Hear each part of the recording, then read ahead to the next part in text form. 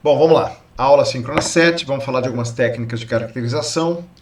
É importante, o objetivo dessa aula, fiquem tranquilos, quem não é muito, não tem muita afinidade com esse tipo com essa área do conhecimento, essa aula é só para vocês entenderem do que se trata as técnicas mais comuns de caracterização, para a gente poder, quando alguém falar disso com a gente sabe do que se trata. Ninguém aqui vai sair sendo usuário, sabendo fazer discussão, podendo participar de uma banca de alguém que trabalha com essas técnicas. Não é esse o objetivo. O objetivo é que a gente tenha noção do que é cada uma dessas coisas. Quando alguém fala, fiz uma cromatografia, você sabe do que se trata. Então, esse é o objetivo. Então, vamos ver se a gente chega lá. Vamos lá. Então, primeiro, um conjunto de diferentes técnicas analíticas que a gente usa na área de ciência de polímeros e eventualmente aí na área de poluição plástica. Então, caracterização visual é uma coisa meio, né? É a primeira coisa que todo mundo faz, é a porta de entrada, né? Para pesquisa em poluição plástica. Então, a gente pega o microscópio, olha o microplástico e vê o tamanho, formato, cor. Arroz com feijão. É isso. A gente vê se a característica daquele fragmento que a gente suspeita se é plástico. E se, para saber se é plástico ou não, a gente usa vermelho do Nilo, usa DAP, usa alguns outros marcadores. Análise térmica é qualquer coisa que tenha uma propriedade, qualquer propriedade que você tenha que varia com a temperatura é uma análise térmica. Então, a primeira, se eu não me engano, foi de Lavoisier, que classificou algumas argilas de acordo com o comportamento na decomposição térmica. Então, tão simples quanto isso. Você taca fogo no negócio, cada um se comporta de um jeito, cada um tem uma temperatura na qual começa a degradação, pronto, é uma análise térmica. Variou com a temperatura, a gente chama de análise térmica. Espectroscopia vibracional. Espectroscopia eu vou explicar para vocês o que é hoje. Vibracional é quando é uma espectroscopia, uma interação da radiação com a matéria, que vai influenciar na vibração das moléculas. Isso a gente já viu no infravermelho. Raman, IFT, IR. Está faltando um I aqui. Aqui, ó. Deixa eu marcar aonde que está faltando. Meu teclado está com falhas. O I está faltando aqui. FTIR, infravermelho com transformada de Fourier, que é uma ferramenta matemática para a gente conseguir fazer a somatória dos espectros. Então, o FTIR e o Raman são espectroscopias vibracionais. Eles funcionam em função da vibração dos grupos químicos. Cromatografia a gente vai ver hoje. A gente usa muito para medida de extraído e equipamentos. Vocês vão entender para que a gente usa mesmo durante a aula. E raio-x, a gente vai falar um pouco de síncrotron. Eu vou mostrar a faixa do raio-x, mas a gente não vai fazer uma discussão, só para vocês saberem o que a gente consegue tirar do raio-x. E por uma questão bem pragmática, o Brasil tem um equipamento síncrotron de raio-x que é excepcionalmente bom. É importante a gente saber que existe. E para quem não é do Brasil, é uma instalação que é feita para ser internacional, ela é gratuita, qualquer pessoa de qualquer lugar do mundo pode aplicar, e não existe financiamento para bancar a vinda do usuário do exterior para cá, mas existem ajudas de custo que podem viabilizar uma vinda para usar o equipamento aqui. Então, para todo mundo da disciplina, quem é do Brasil e quem não é, acho que é importante, no mínimo, se interessar caso tenha afinidade com o seu projeto de pesquisa, com a sua pergunta científica. Vamos lá, vamos começar com espectroscopia. É uma área muito legal. Então, aqui tem a definição da IUPAC cortada, porque ela é um pouquinho grandinha e ela fala de algumas coisas que eu acho que a gente não precisa falar aqui. Então, o que é? Aqui é a definição no original e aqui a tradução. Então, é o estudo de sistemas físicos pela radiação eletromagnética com a qual eles interagem. Então, sistemas físicos é matéria. A interação de sistemas físicos, o estudo de sistemas físicos usando radiação eletromagnética com a qual o sistema físico interage é a espectroscopia. Vai ficar mais claro no slide seguinte. Então, se você tiver uma interação de matéria com luz. Isso aí, luz, radiação eletromagnética, não precisa ser luz no visível, né? Luz é um nome genérico. Aí você tem a espectroscopia.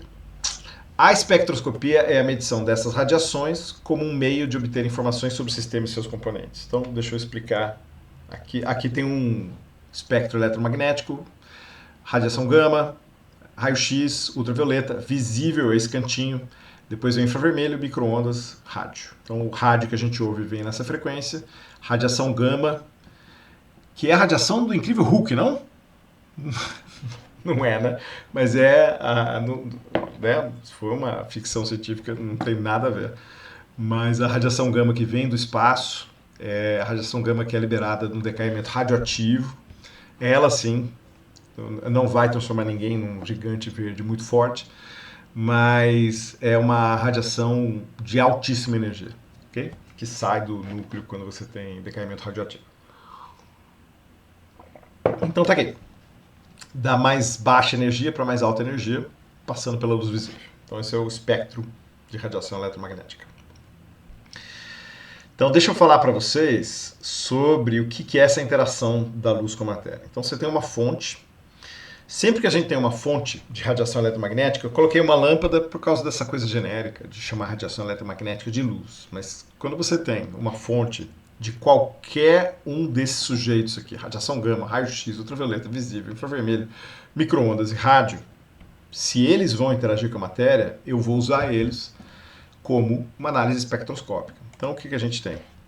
A gente tem a emissão dessa luz que vai bater na sua amostra. Vai acontecer alguma coisa. Então essa luz vai interagir com a amostra. Essa luz vai ser transformada pela interação com a amostra. E aí ela sai diferente do que ela entrou. Ou ela sai em outro comprimento de onda, ou ela sai menor porque ela foi absorvida. Então eu joguei X, 80% de X foi absorvido, porque tinha alguma coisa vibrando. Isso é o que acontece no infravermelho. Tinha alguma coisa vibrando que ela vibra naquele comprimento de onda, que vibra naquela energia da luz. Aí ele vibrou, ele absorve. Então, veio X, saiu 20% de X, porque 80% de X ficou aqui. Mudou a luz. Se eu sei a luz como ela entrou, e se eu sei a luz como ela chegou no meu detector, eu sei que aconteceu alguma coisa ali. Isso é espectroscopia. Isso é estudar a matéria usando luz. E luz não é só luz no visível, como eu mostrei ali. Posso usar raio-x para ver, e aí a gente tem que entender um pouquinho o que acontece com a radiação, com a luz, interagindo com a matéria. Mas muito do comprimento do raio-x vai ser usado, por exemplo, para entender domínios organizados dentro da matéria, e que acaba sendo usado para estudar cristal. Uma outra parte do raio-x serve para arrancar uns elétrons de alguns elementos químicos. Então eu consigo identificar que elementos químicos tem na matéria pelos elétrons que foram arrancados, porque entra a radiação e sai o elétron. E aí eu meço o elétron, ou seja, a radiação interagiu com a matéria, mudou alguma coisa ali. Arrancou elétron, diminuiu a intensidade, mudou o tipo de luz, entra a luz numa energia e sai em outra. Quer ver um exemplo que todo mundo conhece, que é carne de vaca, assim, que é muito arroz com feijão de colégio, que é o modelo atômico de Bohr. Então aquele modelo atômico de Bohr, espero que, se vocês não lembram, não tem problema, mas aquele modelo atômico de Bohr, onde você tem o calor entrando, o elétron é excitado, depois ele volta e emite luz. É o que acontece nos fogos de artifício. Você joga no fogo de artifício, tem uns metais, uns sais de metal, joga ali com uma pólvora fininha para dar o combustível para subir, chega lá em cima, ele explode. Quando explode, libera calor. Esse sal absorve calor, o elétron é promovido para outro lugar na estrutura eletrônica, depois ele volta, e a energia que ele absorveu na forma de calor, ele vai emitir na forma de luz. E aí tem luz vermelha, luz verde, luz amarela. Então isso é uma interação, radiação, matéria. Que pode acontecer, nossa, mas de todo jeito, todo jeito. Quer ver? O raio-x que a gente faz é uma interação radiação-matéria. Se eu vario a radiação em função, se eu vario a radiação e vejo como a matéria interage com essa radiação que eu variei, eu posso chamar de espectroscopia.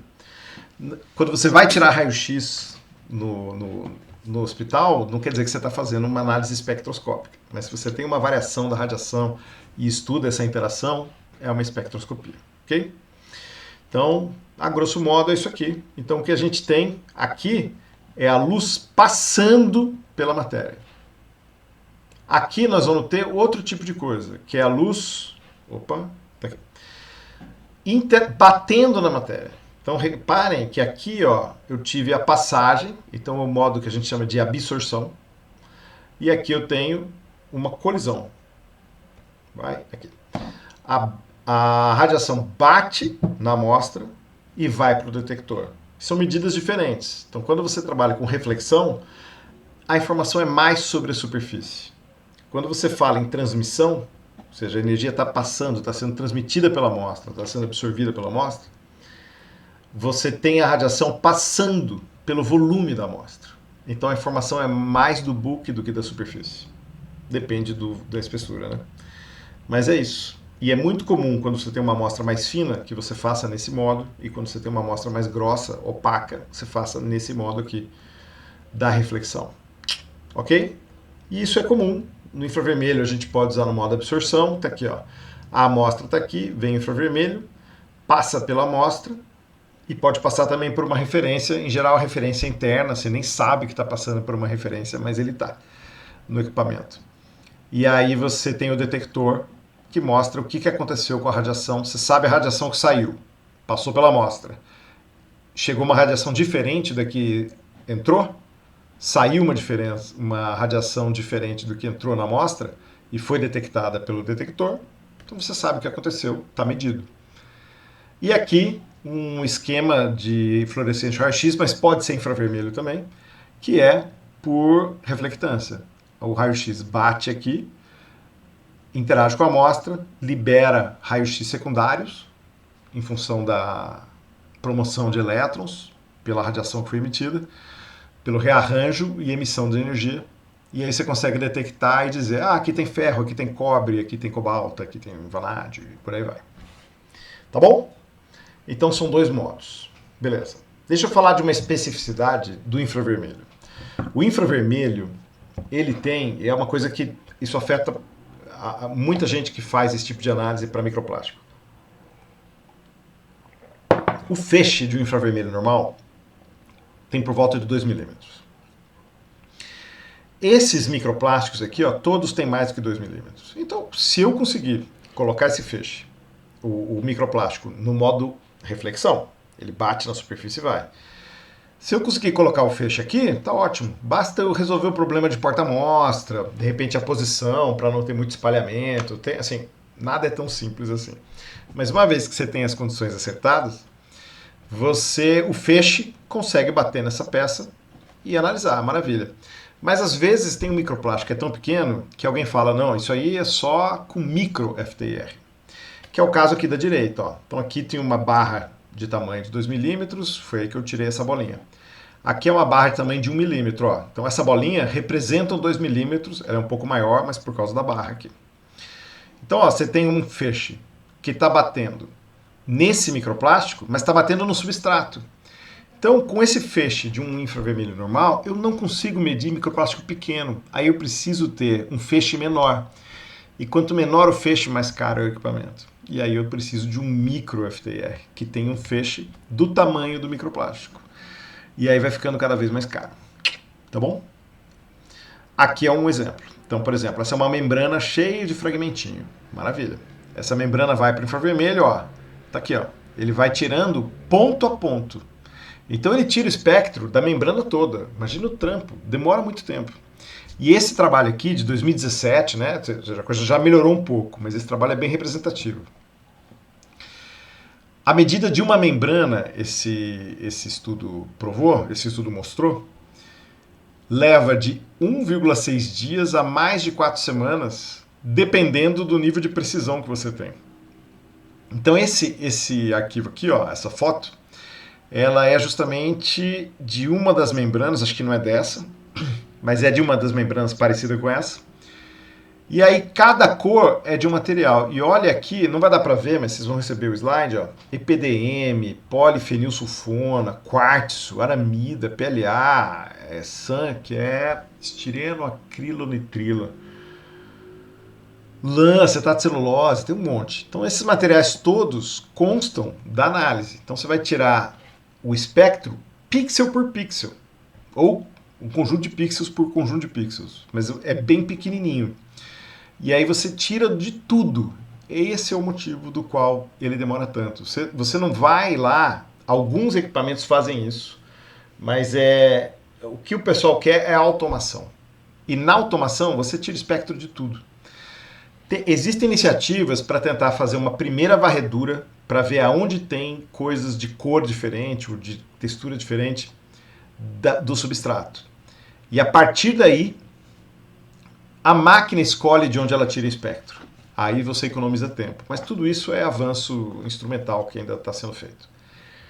O que acontece, o que é importante vocês saberem, é que por causa da membrana, por causa do tamanho do microplástico e do feixe, você às vezes tem que ir para um equipamento mais sofisticado, que é o micro FTR, e do micro FTR você vai ter essa dificuldade adicional que é o tempo que leva para fazer a análise, tá bom?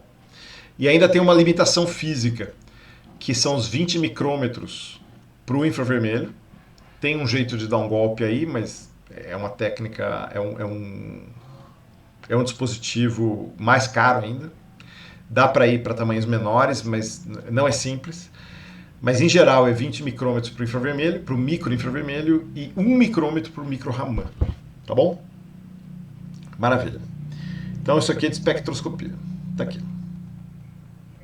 Foi o que a gente falou. Então a definição de espectroscopia está aqui. Aí a gente passou para essa animaçãozinha que me deu um trabalhinho para fazer. Mas ficou bonitinho, né? Falando da transmitância e da reflexão. Depois eu dei 2 exemplinhos. Um de absorbância de infravermelho e um de reflexão de fluorescência raio-x. Mas você pode ter os dois por reflexão, então são 2 métodos que pode usar. E aqui eu expliquei porque o feixe do macro é usado, porque o feixe do infravermelho normal é usado para fragmentos maiores e para fragmentos menores eu preciso do micro FTR, porque aí eu vou ter muita informação do substrato, eu não posso escolher. O feixe mede tudo isso que está aqui sendo mostrado. Então aí eu vou para o micro FTR, que tem esse problema do tempo. Gasta-se muito tempo para fazer medida de micro FTR. Cromatografia. Então, vamos falar, esse assunto é bem legal. Cromatografia foi uma técnica que foi inventada por esse pesquisador, o Mikhail Tzvet, não sei se é assim que fala, e tem vários jeitos de escrever esse nome, então vocês vão encontrar outras alternativas de escrita. Esse cara, ele inventou a cromatografia, que tem tudo a ver com cor, pelo nome, hoje não mais. Então deixa eu explicar o que é cromatografia. Então tem essa animaçãozinha que eu peguei no Wikipedia. Não é animação, né? Esse esquema. É o seguinte, primeira coisa, você monta o que a gente chama de fase fixa. Então aqui, ó, tem uma fase que a gente chama de empacotamento. Você joga o que a gente usa hoje? Sílica, mas o que já foi usado? Açúcar. Aqui o que o Tzvet usou foi carbonato de cálcio, que é concha moída, mármore. Então você tem esse material aí, que é um sólido, ok? Aí ele empacota, joga o material, empacota, ó, aqui ele está maior, vai ficando menor, tem que fazer isso. E você joga o solvente para ajudar nesse empacotamento. Então tá. Você tem um solvente passando e a coluna não pode secar. Ela tem que estar sempre com o solvente passando. Com exceção do início. No início você joga a amostra, que é essa amostrinha aqui, e coloca aqui. Essa amostrinha, isso aqui historicamente é parecido com o que o Tzvet fez. Vai ficar mais simples no próximo slide. Então, mas acompanha aqui. Você joga a amostra aqui. Depois que ela entrou no empacotamento, tem umas frescurinhas que eu não vou discutir, porque o objetivo não é ficar craque da técnica, mas entender para que ela serve. Você deixa ela aderir aqui à fase fixa, ao carbonato de cálcio, açúcar, sílica, e aí você vai jogando mais eluente, mais desse solvente, ó. E não para mais, tá vendo? Tem sempre o eluente aqui e tá sempre no mesmo nível. Na prática, ele escorre um pouquinho, você vai colocando, mas tem que manter sempre o fluido passando por ali. Repara o que aconteceu. Essa mistura, que é a amostra que eu coloquei aqui, ó, separou em duas cores. E vocês repararam que aqui vai andando, ó, conforme vai eluindo, conforme o solvente vai passando e o tempo todo você está recolhendo, é chato pra caramba fazer pesquisa com isso, que é muito trabalho ficar recolhendo solvente o tempo todo. Mas aí, cada cor, então isso aqui é uma mistura de duas cores, e cada cor tem uma velocidade. Elas não vão do mesmo jeito. Elas não vão na mesma velocidade. Por quê? E esse é o core da cromatografia. As duas fases, elas interagem com a fase fixa. Interagem com o carbonato de cálcio, ou com o açúcar, ou com o... Qual o outro exemplo que eu dei? Açúcar, carbonato de cálcio, sílica. Sílica é mais usado hoje. Eles interagem com a sílica e com o solvente de jeitos diferentes. Então, se a fase, se um sujeito dessa mistura interage mais com o carbonato de cálcio, que foi o que o Tzvedt usou, se ele interage mais com o carbonato de cálcio do que a outra fase, o que acontece? Vai passando o solvente, a que interage mais vai ficar mais tempo ali. Vai demorar mais para sair. A que interage menos vai sair mais rápido. Está descoberta a separação de misturas por cromatografia. Essa foi a contribuição do Tzvedt e o cara é genial. Genial, porque a cromatografia é toda uma área de separação que, assim, não sei onde a gente estaria sem a cromatografia. Muita análise só é possível podendo separar a mistura, que é o que a gente vai ver. Então, o que a gente faz com a cromatografia é basicamente separar a mistura. E o nome cromatografia veio porque as primeiras cromatografias a gente conseguiu saber que estava separando por causa da cor. Separa por cor. Sempre tem que ter uma fase fixa e uma fase móvel. Sempre. E a cromatografia ela vai responder uma série de questões. Por exemplo, isso aqui é uma coisa que a gente chama de cromatografia em papel ou de camada delgada. E aí, o que acontece? Você põe um pontinho e vai separando as cores. Ó. Aqui é um exemplo aqui é um exemplo muito real. São diferentes pontos. Desculpa, deixa eu beber água. São diferentes pontos que são colocados num papel. Esse papel é colocado aqui dentro com um solvente. O solvente vai subindo. Ele vai carregando e vai separando as cores. Ó, dá para ver aqui, por exemplo, que aqui tem amarelo e verde, não? E azul. Acho que o verde é da mistura do azul com o amarelo. Tá aqui, ó, o azul está em cima e o amarelo está embaixo. O amarelo tem mais afinidade com o papel do que o azul separou. Eu lembro que uma vez eu tinha uma amiga que tinha uma Bíblia. Ela colocou na bolsa, junto com o perfume vazou na Bíblia. Aonde vazou, o perfume entrou, o perfume tem álcool, pegou a tinta e espalhou. E aí a tinta da Bíblia separou fase e ela ficou colorida. A tinta era preta, mas ficou colorida. Porque o etanol levou o solvente, separou a tinta em diferentes frações que tinham diferentes afinidades com o papel da Bíblia. Quem já teve essa experiência, fala aí no Google Doc da semana. Mas é assim que funciona a cromatografia. Então a gente pode trabalhar a cromatografia com vários meios. Aqui a fase fixa é o papel. Aqui onde está o mouse. Aqui a fase fixa é o papel. E a fase móvel é o solvente que está subindo. Aqui é o que a gente chama de camada delgada. Aqui é papel também. Podia ser camada delgada. Que é a sílica em cima de um vidrinho. Show de bola? Então a cromatografia...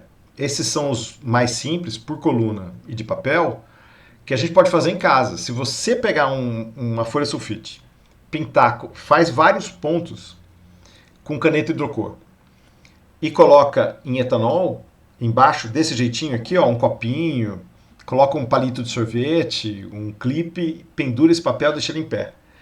E deixa o etanol subir. Vocês vão ver como vai ficar colorido. Então isso é cromatografia. E a cromatografia a gente usa demais na parte química, na parte de aditivos, na parte de liberação de lixiviados para o meio ambiente.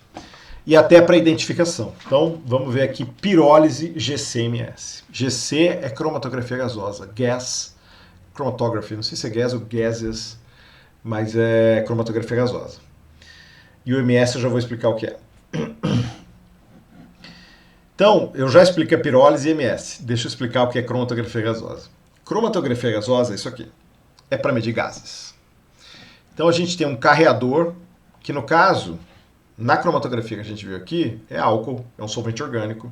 O Tzvet usou, eu não coloquei aqui que estava muito específico, mas etanol com éter de petróleo. Ou seja, você pode usar água, basta que a fase fixa não seja solúvel em água. E aí, aqui ele usou hélio. O gás hélio é o eluente, é o que vai manter o fluxo. Você não pode parar o fluxo. Se parar o fluxo, o que você está querendo separar vai para todos os lados. Então tem que ter sempre um fluxo. Aí o hélio vai passando, aí tem um trap que é para tirar impureza, tirar umidade e tal. Mas beleza, isso não importa, um detalhe. O hélio entra aqui, ó, e passa pelo ponto de injeção. Aqui o ponto de injeção é onde entra a amostra. Então eu vou pegar essa amostra, vou colocar numa seringuinha específica de cromatografia e vou injetar aqui. No que injetou aqui, vai passar pela coluna capilar que tem dezenas de metros e ela está enrolada. Ela está enrolada ali. E aí vai passando a fase móvel, que é o gás aqui, a fase fixa é a coluna capilar, e isso que eu injetei aqui, que é uma mistura, vai ter diferentes velocidades de saída, de eluição a gente chama. Eles vão ter viagens de velocidades diferentes dentro dessa coluna capilar. E aí o que acontece é que saindo daqui vai sair tudo misturado. Vai sair tudo separado, desculpa. Entra misturado e sai separado. Então o que é cromatografia? É essa etapa aqui, onde eu separo misturas. Depois que saiu as misturas, eu vou analisar o que é. Aqui entra o espectrômetro de massa, que eu não vou explicar o que é muito bonitinho. Tem a ver com o ensino médio, com a parte do Thomson. O Thomson fez um espectrômetro de massa, né, quando a gente estuda modelo atômico. Mas não cabe aqui. O que eu quero dizer para vocês que é o espectrômetro de massa? Ele identifica o que é a substância que você separou na cromatografia. Ok? É isso que a gente precisa saber. Precisa ser um espectrômetro de massa? Tem TGA, tem análise termogravimétrica que a gente vai ver hoje, que quando sai, quando termina, ele libera o infravermelho. Ele mede por infravermelho. Então, o TGA é fenado com infravermelho. Pode ser outra técnica. A espectrometria de massa é só a melhor. Para a gente ver isso. Para essas técnicas, espectrometria de massa é a melhor. Então, beleza. Temos a cromatografia no meio, que separa misturas. Temos a espectrometria de massa, que vai dizer quem é o sujeito que está saindo aqui. E a pirólise. O que a pirólise faz? Vamos chegar lá. Então vamos pegar um exemplo de uma pesquisa feita com pneu de estrada, pneu no solo em estrada. Ó, eles pegaram essa estrada aqui, tá bom? Esse artigo da Chemosphere. Então esses slides são sobre essa estrada aí. O que eles fizeram? Pegaram o solo com diferentes distâncias da estrada e foram ver qual é a quantidade de borracha de pneu que tinha lá. Mas eles não queriam fazer o que eu faço, que é mais chato, e que não dá as informações que eles queriam, pegar o solo, fazer separação, levar para o microscópio, fazer digestão, levar para o microscópio, identificar. Não, eles queriam ver quantos % de borracha tinha lá. Como que eles vão fazer? É um sólido, eu não posso jogar um sólido dentro da cromatografia. Ou eu jogo um líquido, cromatografia líquida, ou eu jogo um gás, cromatografia gasosa. Então, o que eles fazem? Eles transformaram o plástico em gás. Como que você transforma o plástico em gás? Você taca fogo. Então, em vez de tacar fogo é um termo genérico para a gente falar de queimar, de colocar um combustível, calor e oxigênio, eles tiram o oxigênio. Então tem um combustível, que é o polímero, e tem o calor. Não tendo oxigênio, a gente chama de pirólise. Ok? Então é a quebra pelo calor, pelo fogo. Piro. Né? Lise quebra, pirólise.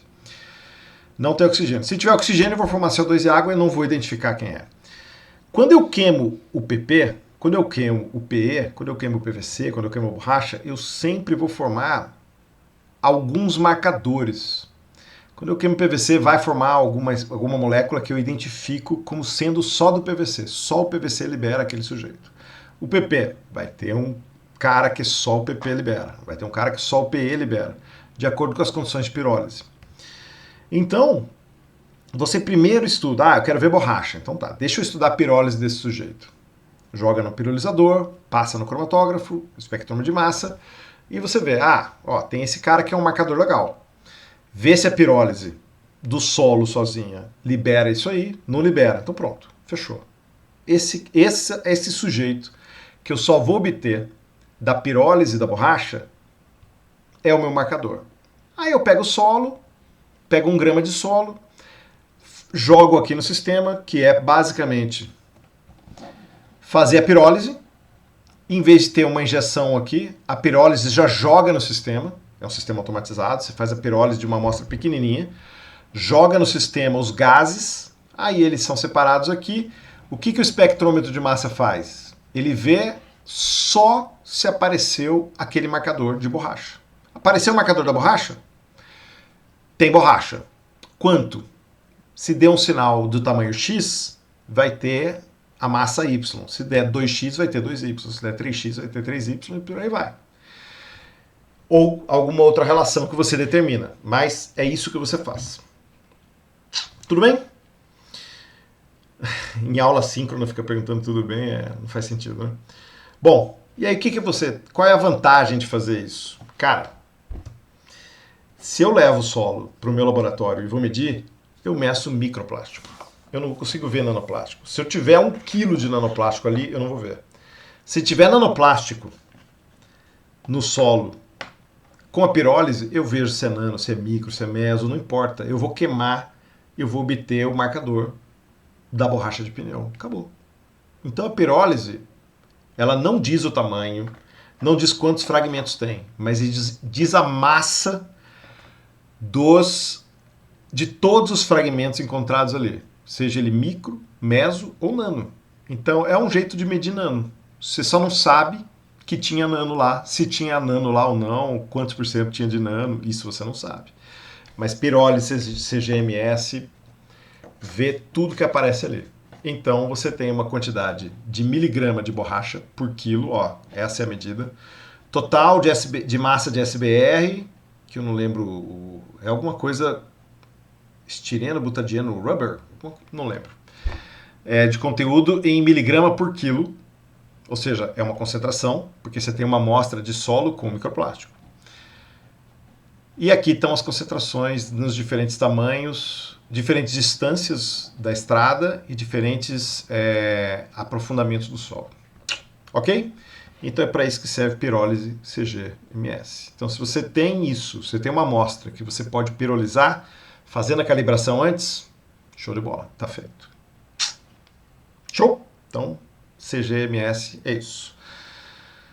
Análise térmica, como eu falei, todo tipo de análise que muda a propriedade com a temperatura, então você vai medir. Eu vou falar de dois, do DSC e do TGA, que às vezes são usados na literatura de poluição plástica, mas não é o mais usado. De longe é o infravermelho, né? E o Raman. O que o DSC faz? O DSC é Differential Scanning Calorimeter, que é análise calorimétrica de varredura. Então, por que varredura? Porque ela vai varrer a temperatura, ok? Como é que ela funciona? Sempre também com referência. Você tem uma panelinha em que você coloca a amostra, sólido, não precisa queimar, não precisa ser líquido e tal. Você pega o sólido, coloca numa panelinha que vai estar dentro de um forninho. E esse forninho recebe também uma atmosfera específica, e aqui no esquema não tem, mas é muito comum que a gente feche essa panela aqui, esse porta-amostra com uma tampinha, e coloque uma pressão para isolar o sistema. Você faz isso com a panela de referência, você faz isso com a panela que recebe a amostra. E aí o que acontece? Qual é a sacada aqui?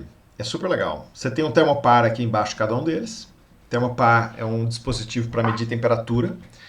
Então, olha só. Aqui eu não tenho nada. Tenho ar. Mas isso aqui vai estar recebendo, trocando calor com o forno que está sendo aquecido, com o gás de arraste que está passando ali o tempo todo, com qualquer coisa que esteja influenciando a absorção de calor. Aqui também, a diferença é que aqui tem a amostra. Então, eu desconto tendo essa referência, eu desconto todo o resto e eu só vou medir a amostra. Como? Pela diferença de temperatura desses dois. Na verdade, de capacidade calorífica, mas a gente pode falar de temperatura aqui, não tem problema, é uma aproximação. E é isso que a gente faz. O que o DSC mede é a variação de temperatura nos dois. Então, por exemplo, vai acontecer uma fusão. Quando acontece fusão é um fenômeno físico que ele é... A fusão ela é sempre endotérmica. E quando você cristaliza, você libera calor. A gente chama de exotérmica. Então, são termos para a gente falar sobre a relação dos fenômenos que a gente está observando com o calor. Então, por exemplo, a queima é exotérmica. Exotérmica, exo, para fora. Endo, para dentro. Então, vocês lembram formiga? A gente fala que formiga tem exoesqueleto, esqueleto externo. Então, o exotérmico é quando você tem alguma coisa que libera calor. Queima, oxidação, tudo isso libera calor. É um pouquinho mais sutil aí, um pouquinho mais complicado a gente explicar por que a cristalização ou a fusão libera ou absorve calor. A gente falou isso na aula de propriedades físicas. Mas, para lembrar, quando você tem fusão, ele absorve calor. Quando você tem cristalização, ele libera calor. Então, se você está aquecendo e, de repente, esse polímero passa por um processo de fusão, ele vai absorver calor. Então, o que acontece? Aqui não acontece nada, não tem amostra aqui, ele continua aquecendo. Aqui acontece a fusão, ele resfria esse porta-amostra. Então, vai ter uma diferença de temperatura aqui. Essa diferença de temperatura é o que a gente mede. E aí observa, aí esse é um equipamento, e a gente observa esse tipo de gráfico aqui. Então, a transição vítrea diminuiu aqui. Durante o aquecimento, ó, aqui o eixo X é o aquecimento, aqui é o fluxo de calor, mas a gente vai medir isso pela diferença de temperatura, depois a gente usa alguns parâmetros para chegar no fluxo de calor ou variação de capacidade calorífica. Mas isso são sutilezas que a gente não precisa aprofundar ou remarcar. A gente está vendo o que está acontecendo com a temperatura. Então aqui, ó, mudou a linha base, isso é a transição vítrea. Aqui aumentou a temperatura, ou seja, o fluxo de calor foi para cima, isso aqui é exotérmico, é a cristalização acontecendo. E aqui a fusão é endotérmico, vai para baixo. E isso pode mudar. Aqui, por exemplo, ó, o fluxo de calor foi para baixo. No eixo, tá aqui, é isso mesmo, ó. Aqui, no eixo mudou as condições. Aqui vocês podem ver, de 0 vai aumentando. Aqui, ó, vai... não, tá aqui, desculpa. O valor tá aqui, é a mesma variação de valor, mas aqui, ó, na escala, no título da escala tá falando, ó, heat flow endo up. Então, para cima é o endotérmico, para baixo é o exotérmico. E é em miliwatts, e aqui está em watt por grama. Então, não se preocupem com isso. O importante é que o fluxo de calor está para cima aqui. Então, essa banda, essa manifestação está para cima, ela é exotérmica. Aqui está para baixo, mas ela é exotérmica igual. É só prestar atenção aqui. Então essa é uma peculiaridade. Às vezes você olha um DSC, não tem um padrão. Sempre exo para cima, ou sempre endo para baixo. Não. Então vai variar. Então você tem que prestar atenção nisso. O DSC é chatinho nesse aspecto. Mas ó, esses dois são dois clássicos. Começa com a transição vítrea, vai para a cristalização, depois vai para a fusão. Aqui também. Transição vítrea, cristalização e depois fusão. Show? Então o DSC ele serve para ver coisas que vão... Essas três coisas. Cristalização, fusão, transição vítrea. Entre outras coisas, vou mostrar a degradação daqui a pouco. Então, eu quero saber se isso muda em função da degradação. Eu consigo ver, e muda. Eu consigo ver, consigo medir isso com o DSC. Consigo caracterizar a quantidade de cristal que tem ali. Pode ter mais ou menos, isso é importante caracterizar. Efeito da degradação, importante. Plastificante vai mudar a transição vítrea. Eu consigo medir no DSC. Então, não quer dizer que vai fazer milagre. Não quer dizer que você pega um microplástico na praia, leva para o DSC e fala, quero ver quanto de plastificante tem aí. Tem umas condições aí de controle que a gente não tem quando você pega um microplástico no meio ambiente. mas daria para medir a presença de um plastificante em algum experimento controlado. E estabilidade, tempo de indução ao oxigênio, é uma coisa que a gente faz para ver o quanto aquele plástico já foi degradado ou não, que é basicamente isso aqui, ó. A gente começa o experimento com uma atmosfera, a fusão tem que acontecer, ó. Aconteceu a fusão, esse material está fundido em nitrogênio. Nesse ponto aqui, ó, eu paro a temperatura, então aqui, ó, é uma taxa de aquecimento. Aqui ele para, é o que a gente chama de isoterma. Quando ele para, eu coloco oxigênio. Logo depois que eu começo a isoterma, eu mudo o gás, ponho oxigênio. Aí, ó, vai contando o tempo. Aqui é tempo zero. Aqui, ó, deu 70 minutos. Começou o tempo zero aqui, né? Então é 90 e pouco, menos 20 dá 70. 70 minutos de exposição ao oxigênio é o que esse material precisou para começar as reações de oxidação. Esse tempo de oxidação induzida a gente usa como parâmetro de estabilidade. Tá bom? Só para vocês saberem que dá para fazer esse tipo de coisa. E o TGA é bem simples, gosto muito dessa técnica, usei demais, mas é bem simples, bem legal. Tem suas peculiaridades, mas é bem tranquila. Então o que é isso? É uma balancinha, uma análise termogravimétrica. Gravimétrica, massa. Termo, temperatura. É a análise que eu vou variar a massa em função da temperatura. O que eu estou fazendo? Eu tenho uma balancinha aqui na ponta disso aqui. Vem uma balancinha. Aqui é um amostrador automático. Tem uma balancinha, eu coloco a amostra. Tem um porta-amostra pendurado nessa balancinha. E isso aqui encaixa aqui. Né? Isso aqui mexe, né? E aí ele encaixa aqui. Isso aqui é um forno. Dá para ver que tem os resíduos de outras queimas. Ele encaixa bonitinho e ele vai aquecendo. Tem uma taxa de aquecimento. Conforme ele vai aquecendo, se tiver oxigênio vai ter reação termo-oxidativa, se tiver nitrogênio vai ter reação térmica só. E aí você tem a variação de massa em função da temperatura e vai obter esses gráficos aqui, ó. Aqui é a massa em miligramas. Chega na temperatura, ó, o PVC perde aqui essa temperatura. Perde a massa nessa temperatura com esse perfil de perda de massa. Chega o PMMA, é outra temperatura. Polietileno de baixa, mais uma temperatura. Teflon, outra temperatura. Polimida, mais uma temperatura. Então você tem diferentes taxas, diferentes perfis de perda de massa, e isso tudo serve para identificar que polímero que é. Não é para o que a gente usa. A gente não usa TGA para identificar se é PP ou PE, porque tem várias coisas que podem influenciar nessa temperatura. Mas é um jeito de confirmar, e a estabilidade térmica a gente mede aí com o TGA. Então deixa eu voltar aqui.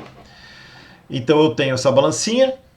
Esse é um outro sistema, mostrando aqui a balancinha pendurada no fio. No sistema aqui em cima é eletrônico, tem uma balança, aqui em cima fica a balança. Todo um sistema de peso, antigamente, né? Agora é tudo eletrônico. E aqui, ó, fica a balancinha. Os gases que saem, o gás de purga, tem que ter um gás passando sempre. Isso aqui tudo é o forninho. Então ele vai aquecendo de 5 graus por minuto ou a 20 graus por minuto. Pode ser menos, pode ser mais, mas esses são valores médios. E a amostra vem aqui dentro. E a gente obtém esse tipo de gráfico. Então se você faz em nitrogênio, é análise a estabilidade térmica. Eu não vejo muita utilidade para o que a gente estuda. E a estabilidade termo-oxidativa é mais real. E eu também, mas de qualquer modo, a temperatura na qual começa a perder a massa, ó, aqui 200 e pouco, Teflon 500 graus, não é muito real. Então eu gosto de trabalhar a temperaturas menores, mas isotermas, em vez de taxa de aquecimento. Isso é uma discussão se a gente tivesse uma aula só sobre TGA. Então aqui só para vocês entenderem o que é análise termogravimétrica. Então o que a gente usa? Medida de estabilidade em taxa de aquecimento. Medida de estabilidade em isoterma, que foi o que eu falei, eu acho legal, leva muito mais tempo, mas eu acho mais interessante. E uma coisa que eu vejo, que eu já vi usar para outros contextos científicos, e eu nunca vi usar para estudo de poluição plástica, mas acho legal compartilhar aqui, é volatilização de aditivos. Então, por exemplo, você coloca a amostra ali, isoterma, vai evaporando os aditivos lixiviados, ou se você tem tempo, o equipamento está no seu laboratório, está de boa, você pode deixar 1 dia, 2 dias fazendo a isoterma e liberando. Ele vai vendo a variação de massa de potenciais aditivos em temperaturas em que eles seriam vapor. Então você acelera uma situação não é normal, não é real, porém você consegue saber qual é o potencial de lixiviação de aditivos para esse tipo de... para aquele plástico que você está estudando. Porém, de qualquer modo, é um uso muito extensivo, muito intensivo, né? Gasta muito tempo de TGA, então só se você tiver no seu laboratório, no seu departamento, alguém que tem esse equipamento e que não tem um uso muito frequente, o que é raro, porque o pessoal usa muito TGA. Mas eu acho esse tipo de medida original. Eu nunca vi ninguém fazer, eu acho que tem potencial. Luz síncrotron. Então, deixa eu mostrar para vocês um videozinho. Eu acho que agora ele vai sair daqui e vai para a tela. Peraí. Que é um vídeo no YouTube. É isso mesmo. Vai montar aqui. Show, tá aparecendo, tá ótimo. Tá aqui.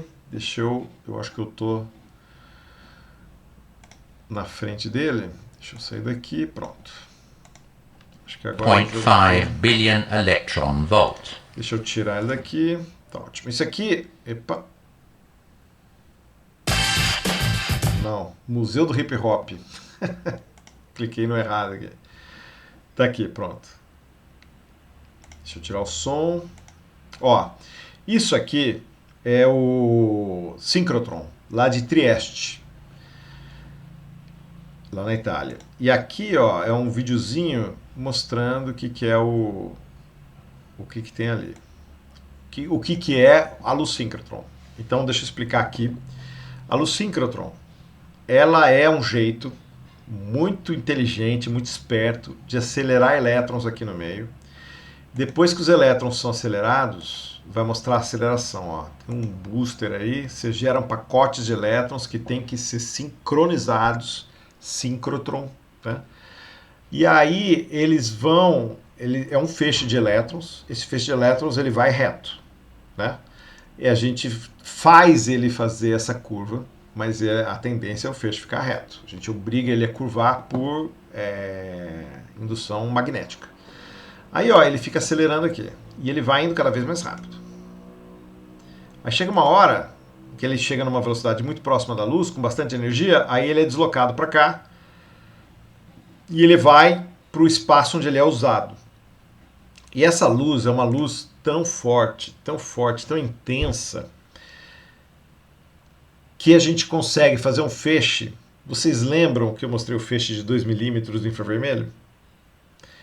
Eu consigo fazer um feixe com nanômetros, com bastante fóton dentro. Ou seja, eu consigo medir qualquer coisa naquele tamanho do feixe. Então o síncrotron é uma energia que me permite construir feixes cada vez menores. Mas também é muito caro. O síncrotron é um prédio bilionário, né? Custa.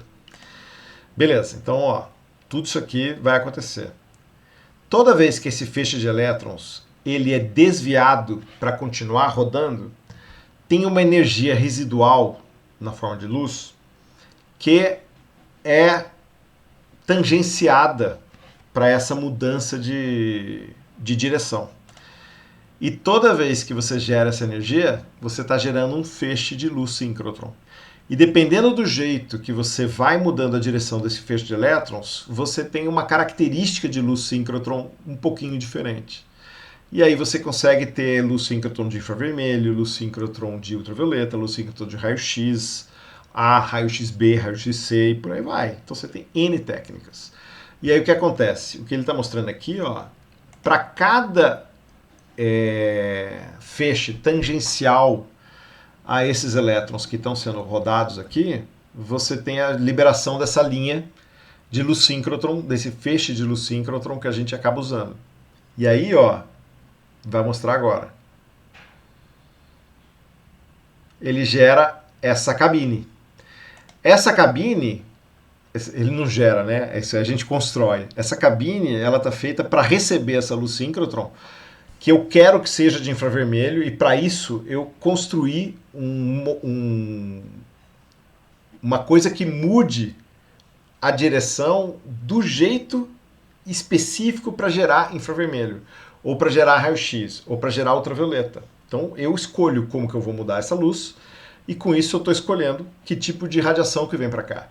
E aí essa radiação eu uso para medir qualquer coisa que está no caminho dela. Então eu coloco o meu plástico, que tem um determinado aditivo, que é sensível à fluorescência de raio-x, e eu pego a linha de fluorescência de raio-x e faço uma medida de nanoplástico ali. Então isso aqui é muito legal. Não é simples, não é fácil, mas o resultado é muito bom. Então, para quem tem alguma pergunta específica que o síncrotron pode ajudar a responder, é legal investir em aprender um pouquinho mais. E toda figura de síncrotron é assim, com essas radiações tangenciadas à circularidade. Ó. Todo síncrotron tem esse plano aqui. E essas linhas, elas recebem essa radiação poderosíssima que fazem medidas muito legais. Ó que legal aqui, ó. Aqui, ó, nanoespectroscopia. Aqui, Twinic, que eu não sei o que é. Aqui tem o nome das linhas do Electra. Deixa eu ver, eu vou colocar na tela toda. Ah, tá, beleza, minha cara está aqui no canto esquerdo, não vai atrapalhar. Aqui tem SAX, que é raio-x de baixo ângulo. Material Science, não sei o que é. MCX, não sei o que é. Bar. Então tá aqui, ó. Aqui tem muita sigla que não diz qual é o tipo de radiação. Mas aqui, ó, KISAF é um tipo de radiação de raio-x. Aqui é espectroscopia, provavelmente infravermelho. E aqui microscopia é provavelmente imagem, pode ser um tipo de microtomografia. E aqui, ó, espectro, microscopia, VUV, photoemission de ultravioleta no vácuo. Então, beleza, tá aqui. Vários tipos de técnica, cada técnica para um tipo de feixe que está saindo aqui. Ok? Então, isso é o síncrotron.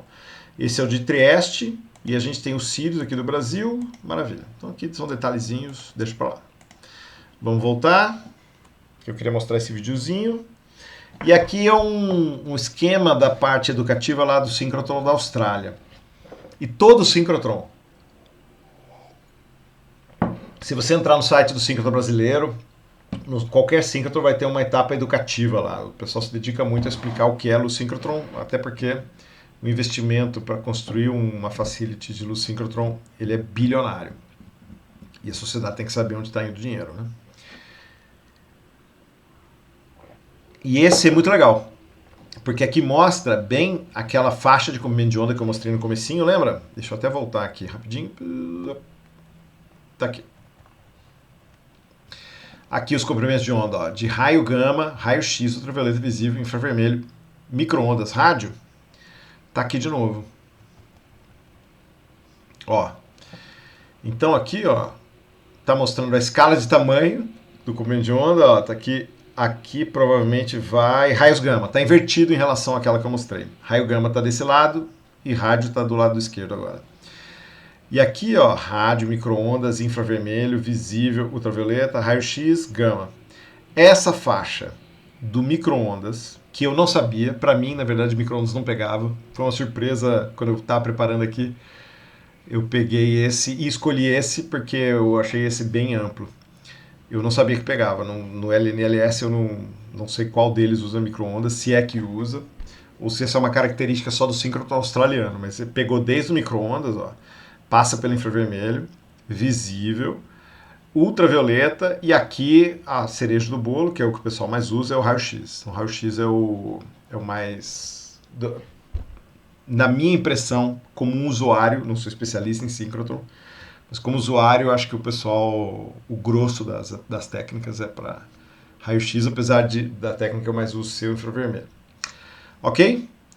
Então, aqui são as faixas de comprimento de onda, que se alguma delas atende a alguma pergunta específica sua, o síncrotron é um lugar para você considerar, caso você esteja trabalhando com materiais muito pequenos. E para quem quiser ver, já tivemos uma visita ilustre do Matheus e da Ohana, lá do Sirius, e foi mais de 1 hora de entrevista, que é 1 hora e 8 minutos, com os dois explicando como funciona a luz síncrotron, peculiaridades, respondendo perguntas dos alunos. Então isso já foi numa oferta passada, se não me engano, a passada mesmo, de 2023, e está disponível para vocês assistirem, tá bom? Quem tem interesse pode olhar. E o último slide é uma mensagem final, porque ao longo dos anos em que eu ofereço essa disciplina, eu vejo o pessoal às vezes quer fazer alguma medida, quer usar alguma técnica analítica porque é interessante, foi parte de um trabalho que foi muito